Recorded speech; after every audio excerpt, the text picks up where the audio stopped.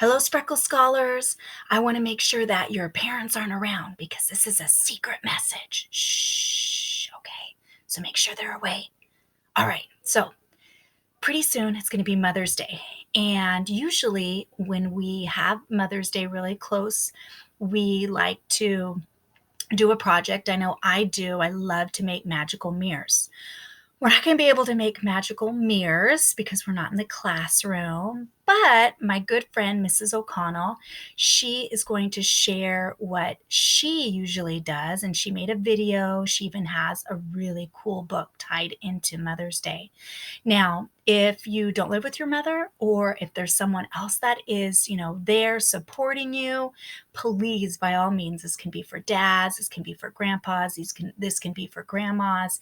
I know my grandmother was a big supporter. She lived with us. My mom worked a lot. I didn't have a dad in the home, so she was pretty much everything to me. So it doesn't have to be necessarily a mother, but I want you to listen to the video from Mrs. O'Connell.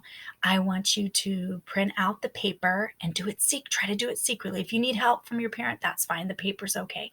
What you put on the paper, though, makes a big difference. So you want to make sure to keep that secret so you can give it to them on Sunday. And I want you to think about a color that represents your mom or your dad or your grandpa or your grandma, whoever you're writing this to. For instance, when I think of my mother, I think of the color blue because of her eyes. They're so deep blue. I also think of the color yellow um, from my grandmother, if I'm writing this to my grandmother, because my grandmother used to have a little yellow parakeet. So cute. His name was Ringo, and she loved that bird, and she was so gentle with that bird. So the color yellow reminds me of my grandmother. So I want you to think of that. I want you to be able to describe why that color reminds you of your mom, your dad, your grandpa, or grandma, whoever you choose to write this lovely poem for.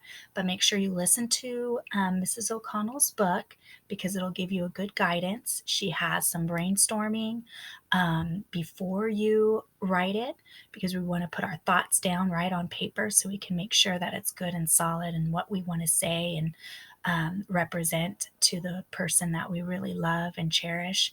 And I know a lot of the people that are with you right now in your home, your moms, your dads, your grandpa, your grandma, if they're living with you, man, they're working hard. They're working really hard to support you. Remember, most of them didn't go to school to teach. That wasn't in the plan. They have other jobs, they have other things. And so this was pretty put on them really quickly. So show them the gratitude, show them their love, and what better way to do that through a poem. So make sure it's a secret, and then you can surprise them on Sunday. That's Mother's Day, okay? I do have a reading from our favorite librarian, Mr. McMahon, and also the morning message. After you read or listen to the story from Mr. McMahon, you are more than welcome to take an AR test. Let's keep taking those. Let's get that limit. Let's go above and beyond because I know you guys can. And you are just amazing. You're amazing little humans. And I love you very much. And I know that you're going to do awesome on this secret Mother's Day mission. Shh. I'll see you later. Bye.